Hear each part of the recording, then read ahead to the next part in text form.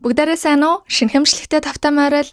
За өнөөдөр хэдүүлээ нэгэн бас сонирхолтой жүжигчний талаар ярилцах болно. Гэхдээ тэрнээсээ өмнө нэг мэдээллийн чанартай зүйл хэлээдхий.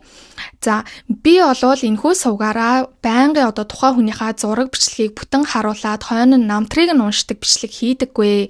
Мөн цаашид ч гэсэн хийхгүй. Тийм учраас та бүхэн яг ингээд зураг бичлэгийг нь үзээд үздэг тийм бичлэгт дуртай болвол миний бичлэг та бүхэнд таалагдахгүй байх гэж бодож байна. За тийм учраас юмаа хингээ гоё чийлрээд сонсоорой. Мөн надад урам өгж байгаа хүмүүстээ маш их баярлалаа. За тэгээд та бүхний дэмжлэг урмаар бүр ингээд маш ихээр ингээд цэнэглэгдэж байгаа. Тийм учраас өдөр болгон та бүхэндээ дараагийн удаа ямар гоё сонирхолтой зүйлсийг ярих вэ гэж хайлтыг бол тогтмол хийж байгаа. Тийм учраас цаашид ч гэсэн маш сонирхолтой бичлэгүүд орно ах гэж бодож байна. Сувгтайгаа ойроогараа. За тэгээд та бүхэндээ маш их баярлалаа. Одоо сэдв рүү орцгоё.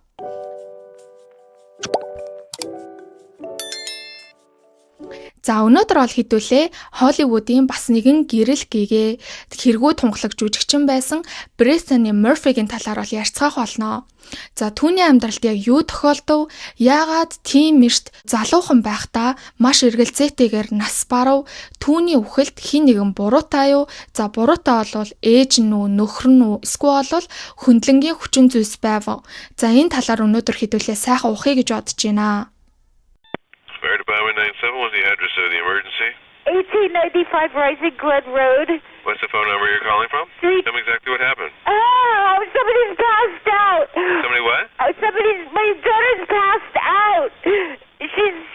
We're doing mouth to mouth. Please get here quick, okay, please. okay. All right, we're going to. How old is your daughter? She's 30. Please hurry.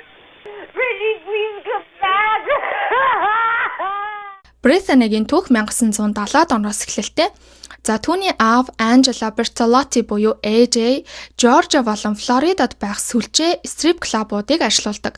Хэдийгээр Nana стрип клуб ажилуулж байгаа юм шиг харагдаж байгаа боловч яг үнэндээ тэрээр Итали Америкийн мафийн гишүүн байсан.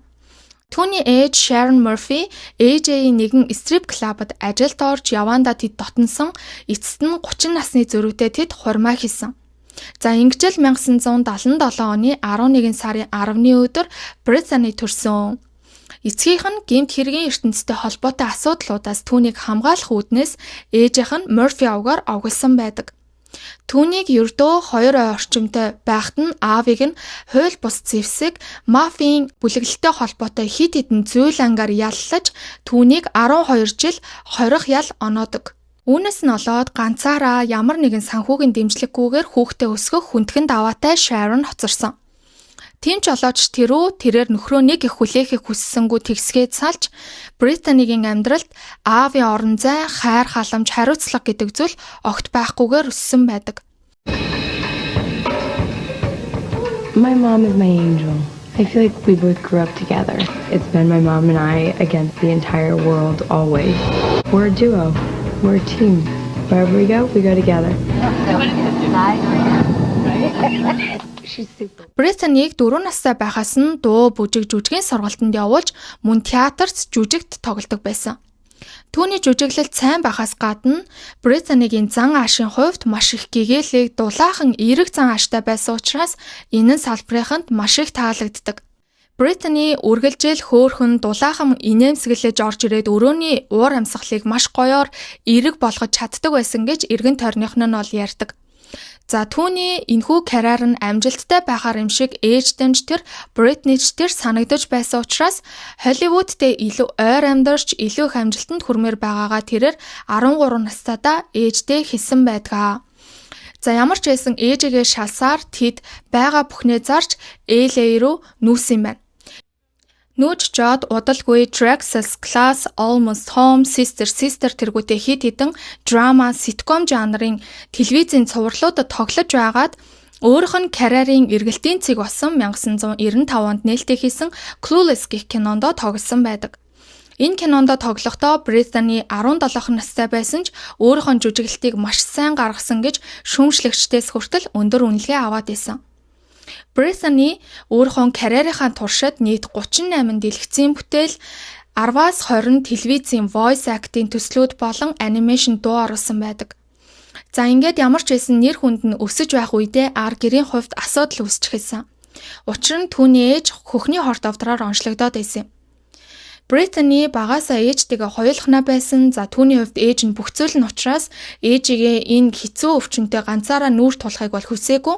Тиймээс ээжигээ асархаар өөрийнхөө жүжигчний карьераасаа төр зур чөлөө авах болсон. Дөнгөж урлагийн карьераа эхлүүлж олон танигдж байгаа залуу жүжигчний хувьд бол энэ нь маш их эрсдэлтэй алхамж Brittany төр хугацаанд урлагаасаа хөндөрсөн байдаг.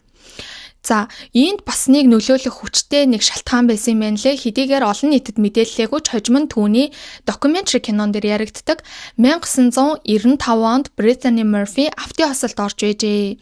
Ингэхдээ насан туршаагүй байхдаа машин жолоодож автын осол гаргасан учраас хинт ч мэддэхгүй хав тарсан юм байна.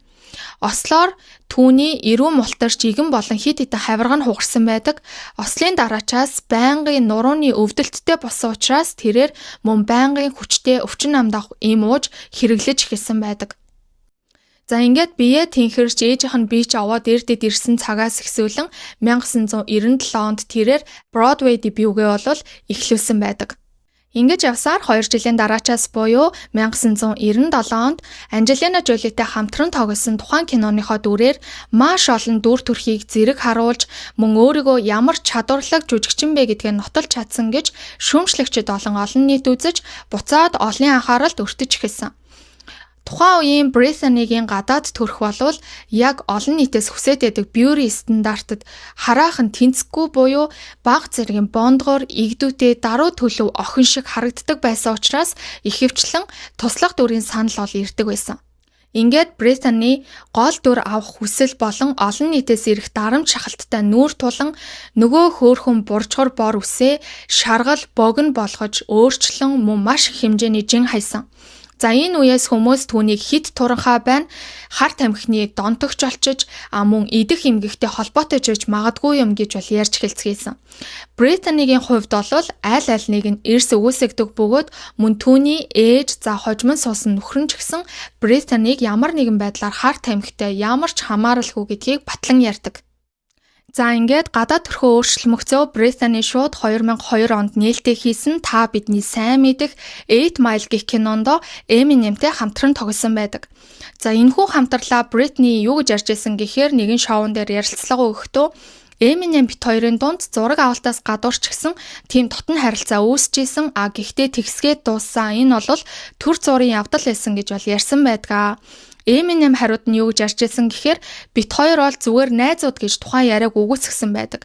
Тийм учраас энэхүү яриа бол тэгсгээд батлагдаагүй өнгөрсөн. За гэхдээ тухайн кинонд тогсноос хойш Brittany-д гол дүрийн саналууд бол араасаа ирж 2003 түүний оргил жил нь болж эхэлсэн. Та бүхэн Dakota Fanning гэх жүжигчин бүгд мэдж байгаа бах. За тухайн жүжигчинтэй хамтран 2003 онд нээлттэй хийсэн Uptown Girls гэх кинонд гол дүрийг бүтээснийхаа дараагаар Ashton Kutcherтэй хамтран Just Married гэх кинонд тоглосон байдаг. За тухайн Just Married гэх кино нь 18 сая доллараар бүтсэн ч 100 гаруй сая долларыг олж ашиг орлогын хувьд амжилттай байсан ч шүүмжлэгчдээс маш их муу үнэлгээг авсан. Тэднийг бараг л Razzie Award-д хамгийн муу жүжигчин, хамгийн муу гол туслах дүр, за тэгээд хамгийн муу хосын дүр гэдэг номинациудад тус нэр дэвшүүлэх хэмжээний муу байсан гэж бол хүмүүс ярьдаг. За энэ Razzie Award буюу Raspberry Golden Awards нь яг яадаг гэхээр тухайн жилийнхаа хамгийн муу жүжигчин, гол дүр болон туслах дүр, найруулагч гэх мэт за одоо кино шүүмжлэгчдээс маш муу үнэлгээ авсан хүмүүсийг жоохон илэглэх маркаар хошин маркаар шалгаруулдаг юм шагнал гардуулах ёслол байдаг юм байна. Ингээд тухайн киноныхоо дараагаар Ashton Kutcherтэй үерхэх болсон. За тэр хоёр үерхсэн цагаас эхсүүлэн папарацци олон нийтийн анхаарал тэр хоёр дээр төвлөрч Brittany урд өмнө байгаагүй тэр хэмжээний нэр хүндийг олж авсан байдаг. Тэднийг бол яг хизээс хасныг мэдэхгүй, зарим хэвлэл мэдээлэл дээр 5 сарын хугацаанд хамт яжаа саллаа, зарим дээр нь жил гарan үерхэж байгаа саллаа гэж бол янз байдгаа. Мөн тэднийг сүй тавьсан гэсэн ч сүүгээ цуцлаад ингээд салж яана гэсэн ч цуурхал байдаг. Энэ үеэс Sharon-ы хөхний хор тавдар дахин сэтэрч Brittany дахин түүнийг асрах шаардлагатай болсон. Гэхдээ тэгж удаан завсарлаагүй. Түүний нэр хүнд өсгийн хэрээр санхүүгийн хувьд ч гэсэн боломж болцоотой болж исэн учраас LA-ийн жижигхэн байшингаа зараад Hollywood Hills-ийн Tom Mansion руу ээжтэйгээ цуг нүүсэн байдаг. За тухайн маншинг нь бол Britney Spears түүнд зарсан юм байна лээ. It's Britney, bitch. Одоо болвол 2004 Britney Ashton-аас салснаас хойш маш хурдан өөрийн харьяалагддаг менежментийн компани Jeff Quarinets гэх төлөөлөгч менежер залуутай сүү тавьснаа зарлаж хитрхи гинти мэдээгээр олныг зочроосон. Даанчин харилцаа 4 сарын настай байжээ. Тэд сүүгээ цуцснаас ганцхан сарын дараачаас Britney Joe Macaluso гэх залуутай болцох болж 2005 оны 100 сарын үеэр сүү тавьснаа дахин мэдгдсэн ч дараа оныхоо 8 сард дахин л сүүгээ цуцсан байдаг. Ингээд маш олон удаа ойр ойрхон сүүгээ цуцсан учраас хэвлэлийнхэн түүнийг байгаа болгох болсон. Тэд түүнийг кино сетэнд байхдаа ажиллахад хамгийн хэцүү хүн гэж бичгийн дээр Uptown Girls гэх 2003 онд нээлттэй хийсэн тухайн киног сурчлах ажлаар явж байхдаа нэгэн хэвлэлийн баг хурлын үеэр Britney газар хэвтээд нүүрэн дээрээ салфетик тавиад би олонний харцан дунд байхаас залхаж байна гэж хэлснийг нь дахин гаргаж ирж бичих болсон. Ингээд олноос ирэх дарамт шахалт ямар аимшигтай байх вүлээ. Тэд түүнийг үгээрээ баг багаар алж хийсэн. Britney-гийн эргэн тойрны хүмүүс юу гэж ярьж исэн гэхээр тэр хэдийгээр гаднаа инээж хүчтэй байгаа юм шиг царайлж байсан ч дотроо түүнийг үхэж байгааг бүгд харж исэн гэдэг. Үүний дээр ховжив ярьж бичдэг сайтууд түүнийг junkie гэж очлох байсан. Энэ явдал яваанда бүр даамжирч Britney хэвлэлийнхэн болон ховжив бичигчдийн мишог болон хувирсан байдаг. Гэсэн ч тэрээр бол огтхонч зогсоогүй та бидний сайн мэдэг Happy Feet гэх анимашнд дуу оруулж за түүний дээр кинонуудаа мөн үргэлжлүүлэн тоглож байсан. За ингэж байжгаад 2007 оны 4 сард маш богино хугацаанд уулзсан хинээч мэдэхгүй Английн зохиолч найруулагч Simon Monjack гэх өөрөөсөө 7 ах залуутай гэрэлсэн байдаг. За тухайн Simon хүмүүс юу гэж ярьдаг гэхээр Britney-г бүгдээс холдуулсан за монголоор олвол аль насандаа хийсэн муу өвлийн үрээр холбогдсон хүн юм болдоо гэж бол бичцгээдэг. Тэд хурмаа яруулах болсон шалтгаан нь Simon Америкийн нэгдсэн улсад визгүйгээр хууль бусаар оршин суусан учраас түүнийг албатан гаргана гэж 9 хоног баривчлагдсантай холбоотой гэж бол олон нийт үздэг. Тэд ямар ч байсан гэрлэлтэд батлуулсан цагаас эхсүүлэн хамтдаа олонний нүдэн дээр ил гарч олон ч ярьцлагуудад орсон. Ингэхдээ Simon юу гэж ярьдаг байсан гэхээр би түүнийг 17 настай байхаас нь эхсүүлэн шохоорхож байсан. Мөн маш төвчээртэйгээр хүлээсэн гэж байнга ярьдаг. Гэрлэлтэд батлуулсан цагаас эхсүүлэн Simon Britney-гийн амьдралыг дур мэдэн удирдах өөрийнхөө иргэшээлд хяналтандаа баг багаар оруулж эхэлсэн. Тэр Britney-гийн арын ажлын албаны хүмүүсийг бүгдийг нь хаалж, найзуудаас нь холдуулж, тусгаарлаж, мөн хин нэгэн Britney-гийн утас руу залгсан тохиолдолд түүний дуудлагыг нь хүртэл авдаг. Britney-тэй холбогдох ганцхан гарц зам болвол Simon болж хувирсан байдаг. Тэр түүгээрч зогсохгүй ээжтэйгээ хамт амьдардаг нөгөө маншин руу хүртэл нүгэд очижсэн түүний менежер, мейкап артист, үсчин за тэгээд стайлист нь хүртэл болж ажилдаг байсан байгаа. Энэ бүгдээс нь болоод нөгөө нэг унж байгаа нэр хүндээ сэргээх за тэгээд эргэн ирэлт хийх гэсэн түүний тэр хүсэл мөрөөдөл талаар болж харин ч бүр хурдцтай уруудаж эхэлсэн. Мэдээж ажил карьер нь бүтэхгүй байгаа учраас тэрээр мөн сэтгэл зүйн хувьд хямралд орж ясаарс болтлоо турсан байдаг. За ингэж байжгаад өөрийнхөө хамгийн удаан ажиллаж байсан King of the Hill гэх төслөөсөө хасагдж Happy Feet-ийн 2 дугаар анги дээр оролцох тал дээр асуудал үүсч уран бүтээл кинонуудаа ар араас нь алдаж эхэлсэн байдаг. Ингээд 2009 он гэхэд тэрээр зөвхөн нэг бол телевизээр гардаг, үгүй бол DVD болон худалдаалагддаг тийм л уран бүтээлүүд дээр оролцож эхэлсэн. Ямар ч киноны нээлтгүй, зар сурталчилгаа, кино, театрын жүжиггүй. Энэ мэт байдлаар ар араасаа ажлаа алдчихсан учраас тэдний хувьд санхүүгийн нөхцөл байдал нь хүндхэн болж эхэлсэн ч Black Swan гэх кинонд тоглохын тулд Britney балетын хичээл авч сургалтанд явж эхэлсэн. Гэсэн ч Black Swan-ы гол дүрд хэн шалгарсан гэдгийг та бүгд мэдж байгаа. Natalie Portman тухайн дүрд шалгарч мөн тухайн дүрээрээ Оскарын шагнал хүртсэн байдаг. Ингээд 2009 оны 11 сард Britney ээж нөхрийн хамт Puerto Rico руу нисэж тэндээ нэгэн аим шин кинонд тоглохоор болсон юм байна. Гэсэн ч тухайн киноны зураг авалт дөнгөж эхлээд 2 дахь өдрөө Британи халагдчихдаг. Яасан гэхээр Британигийн буруу бол ердөөсөө байгаагүй. Саймон кино сетэнд арх ууж тэндээ агсан согтуу тавьснаас үүдэн түүнийг ажлаас нь халсан байдаг. Тухайн кино сетэнд байсан хүний ярьж байгаагаар Саймон тэнд согтуу байхаас гадна дахин нэмж ууж исэн, түүний дээр яг л амьд сатан шиг аашилж аялж исэн гэж бол хэлсэн байдаг.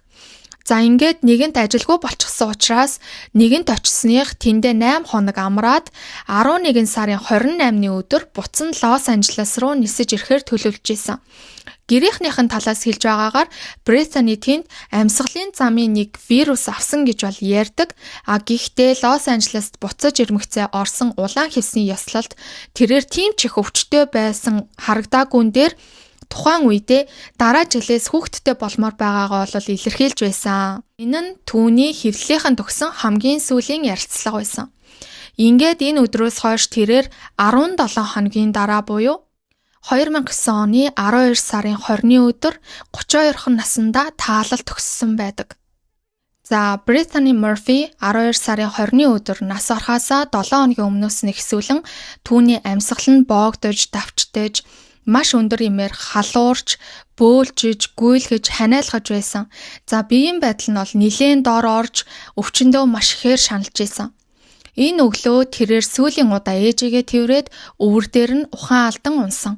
Ийм учраас ээж нь бол түргэн тусламж дуудаж эмнэлэгт хүргэсэн ч бүх зүйл хэдийн оройтсон байсан учраас өглөөний 10 цаг 5 минутанд Британи Мurphy 32 наснда өөд боллоо гэдэг мэдээллийг гаргасан байдаг. За энэ нь бол олон нийтийн зүгээс маш их гинтийн зочрол болж олон нийт бол тухайн Британи Мurphy-гийн үхэлд Саймон Монжак хамааралтай гэж бол үзэж эхэлсэн. Мөн тухайн эмнэлгийн зүгээс түүний үхэл жам ясны мэт боловч хор шинжиллийн тайлан гартал бүх зүйл хараахан тодорхой биш гэдэг мэдээллийг бол гаргасан байдаг. За Британи Мurphy-гийн үхлийн шалтгааныг хүмүүс 5 таамаг дэвшүүлэн өөрсдийнхөө тайлбарладаг. За энэхүү 5 таамгийн талаар ярьцгаая. За эхний таамаг юу байдаг гэхээр түүний үхэлд түүний нөхөр болох Саймон Монжак буруутай гэдэг таамаглал байгаа. Яагаад тэгэж үздэн гэхээр Саймон эхнэрийгээ өгсөн цагаас нь эхсүүлэн яг л Холливуудын нэгэн од аятай энэ тентхийн ярилцлагуудад маш ихээр оролцож түүний гол хэлэх гээд байгаа санаа нь юу байсан гэхээр намайг эхнэрийн минь үхэлд буруутгадаг энэ олвол тэнэг зүйл гэдэг санааг хэлж ойлгуулахыг хичээгээд байсан явдал нь хүмүүсийн сэжгийг төрүүлсэн. Түүний дээр Саймон өөрийгөө санхүүгийн хувьд бүрэн эрх чөлөөнд хүрчихсэн хэд хэдэн Ферраритай амжилттай яваа найруулагч гэж бол танилцуулдаг байсан. За түүний дээр өөрийгөө тархины эцсийн шатны хорт авдартай мөн Мадоннатай хүртэл болцож байсан гэж ярьдаг. Гэтэл яг бодит амьдрал дээр тэрээр маш ихээр санхүүгийн асуудалтай архаг худалчгаар байсан байна. 2005 онд буюу Британитай танилцахаасаа өмнөхөн тэрээр кредит картын хулгай Луврын хэрэгээр бол цагдаад баривчлагдчихсэн ч тэгсгээд ялгүй хоцорсон байдаг. За үүнийхээ дараа жил нь буюу 2006 онд байшингийнхаа $470 мянган зээлийг төлөхөөс зайлсхийж зүхтаасан гэх хэрэгээр түүнийг мөн шүүхэд дуудсан. За түүнээс гадна түүний экс эхнэр болох Симвон Биен гэх эмэгтэй өөрөөс нь зээсэн $63 мянган өгөхгүй байна гэдэг шалтгаанаар шүүхэд мөн хандсан байдаг. За энэ мэт шалтгаанууд түүнээс гадна 4 байшинг битүүмжлүүлж хураалгаж байсан арвин түүхтэй нөхөр юм байна. Саймоны өнгөрсөн амьдралыг хүмүүс ухаж гаргаж ирж байх энэ үеэр Саймон эхнэртэй задлан шинжилгээ хийхгүй гэдэг шийдвэрээ мэдэгддэг. Энэ үед бол олон нийт маш ихээр эсэргүүцэж түүнийг яагаад ийм шийдвэр гаргах болсныг мэдхийг хүсгэд тэрээр эхнэрийнхээ торгон зөөлөн арьсыг зүсүүлмээргүй байна. Энэ чинь ээжийнхэн сэтгэлийг эмтлэн шүү дээ гэдэг уян сайхан үгсээр энэхүү шийдвэрээ хаацалж исэн байгаа. Гэтэл олон нийтийн зүгээс бол түүний эсрэг маш хүчтэй тэмцэж байсан учраас гинтэл Sharon болон Саймон хоёр өөрсдийнхөө шийдвэрийг өөрчлөөд бит хоёр яагаад хайртай хүнээ алдснаа мэдмээр байна гэд яриад эхэлсэн байдаг. Ингэж ярихдаа үгний сонголт ярианы өнгө аясаас нь анзаарахад эхнэрээ алдсан нөхөр хүн биш охиноо алдсан аав хүн шиг аашилж аягалж ийсэн гэж бол хүмүүс ярьдаг. За түүнээс гадна олон нийтийн анзаарсан нэг хачирхалтай зүйл нь хүргэн хадам хоёрын жигтэй гэмээр дотн харилцаа байсан. Тэд бие биенийхээ гарт хүрч хадам ээжигээ хүргэн нь нуруунаас нь тэврээд харц арцаараа бие энэ рүүгээ ширтцсэн ч байх шиг нэг тийм хитрхи дотн гэмээр харилцаа анзаарагдаж эхэлсэн. За түүнээс гадна Radar Online гэдэг Hollywood-ийн мэдээлэл, за celebrity gossip бичдэг онлайн сайт байдаг юм байна. За тухайн сайтынхан тэр хоёроос ярилцлага авах гэж очиж байх үедээ тэднийг нэг оронд унтаж байхыг харсан гэж нэгэн сэтгүүлч нь бол мэдээлсэн байдаг. За үүнээс гадна AJ буюу одоо нөгөө Brittany-гийн аав байгаа штэ. Тэр ч гэсэн мөн тэднийг нэг оронд унтдаг гэж бол мэдгдсэн байдаг. За энэ мэд асуудлууд хөвөрч байх үеэр Brittany-гийн үхлийн шалтгаан нь ил олдгоо. За үхлийн шалтгаан нь юу байсан гэхээр цус багталт, хатгаа, за эмийн хордлогоос үүдэн нас орсон байна гэдэг одоо дүгнэлт гарсан байгаа. Мөн эмч нарын нэмж дурдж байгаагаар үүнээс сэргийлэх боломж бүрэн байсан. Эмнэлгийн тусламж авалгүйгээр дур мэдэн маш их хэмжээний ийм уусантай холбогдуулан ийм нөхцөл байдал үүсчээ гэж бол мэдгдсэн байдаг. За тэгвэл үнэхээр одоо 7 хоногийн турш Brittany маш их хэмжээгээр өвдөж шаналж байхад нөхрөнч тэр ээжинч тэр яагаад эмнэлгийн байгууллагт хандаагүй вэ гэж олон нийтээс шүүмжилж эхэлсэн. За ийм учраас тэд бол үргэлжлүүлэн Лос Анжелест амьдрах ямар ч боломжгүй гэж бодож хамтдаа Нью-Йорк руу нөхөр болсноо бол мэдэгддэг.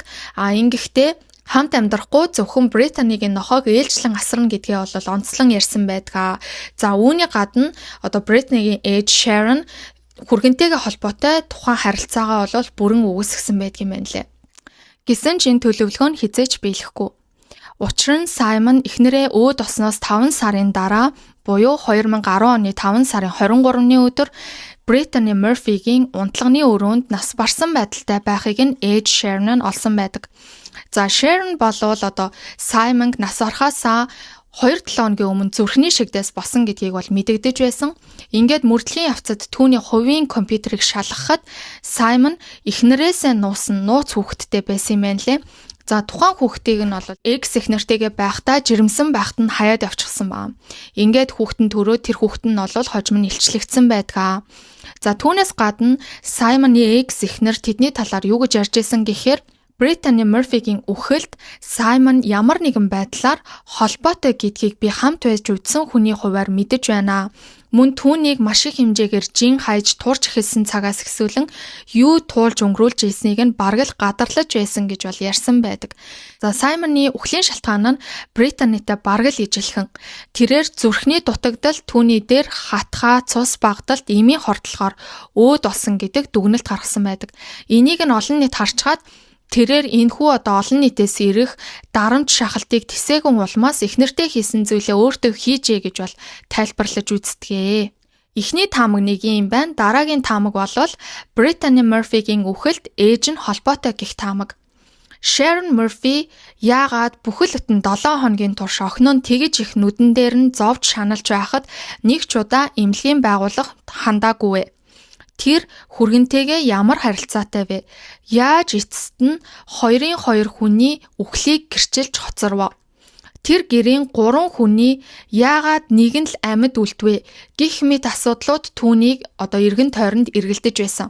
Sharon нэгэн ток шоунд охиныхоо үхлийн талаар болон хүргэнтэйгээ ямар нэгэн байдлаар хувийн харилцаа холбоогүй гэдгээ мэдэгдэж байх үедээ Brittany-гийн сүүлийн мөчүүдийг ярьсан байдаг. Тэр өглөө Brittany амьсгалахад тун хэцүү сэрсэн. Тэгээд Sharon-д ээж би яг л үхэж байгаа юм шиг санагдаж байна гэж хэлж. Дараа нь Brittany салхилахаар гарч ээж нь хойноос нь дагж исэн. Ингэхдээ ээж би яг одоо үхэж байна. Би танд хайртай шүү гэж хэлсэн байгаа. Ямар ч байсан жаахан салхилсны дараагаар Brittany гэртээ орж удалгүй угаалгын өрөөндөө орон бөөлж эхэлсэн. Ингээд ээж нь түүн дээр очиход тэрээр сүүлийн удаа ээжигээ тэвэрхийг хүсээд өвөр дээр нь ухаан алтан унсан нь энэ байдаг.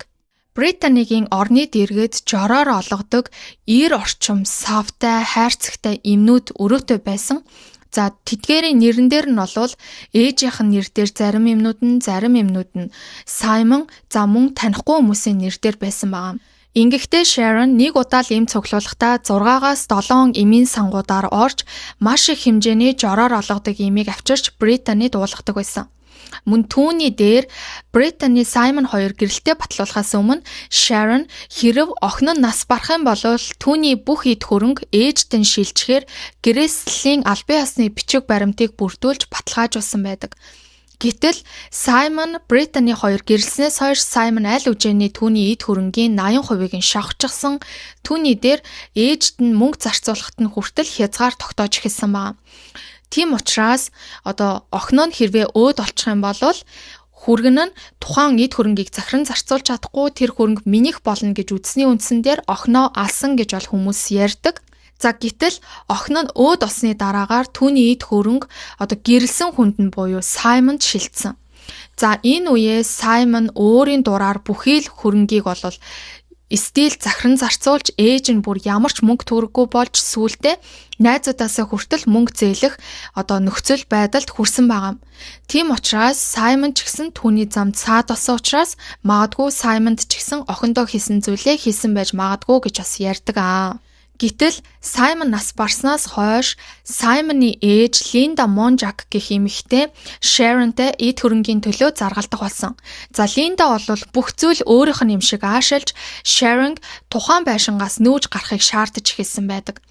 Тэдний дунд яг юу болсныг бол мэдэхгүй ч ямар ч байсан Sharon бол тухайн байшиндаа үлдэж чадсан байдаг. За түүнээс гадна хүмүүс бас сэжиглээд байгаа зүйл юу гэхээр яагаад охин нь өөд олчоод байхад Sharon стил маш чимээгүйгээр өөрөөхөө амьдралыг үргэлжлүүлж охиныхоо дурсгалд ямар нэгэн зүйл хийхгүй байгаа юм бэ гэдэг дээр бас маш их сэжгэлдэг. За нэг ийм таамаг байна. Дараагийн таамаг бол байшинтай холбогддог. Анх энэ меншинг Мадонна бариулж дараагаар нь 2001 онд Britney Spears зарж Britney тухайн байшиндаа Justin Timberlakeтэй хамт амьдарч бүрэн тавилгажуулсан.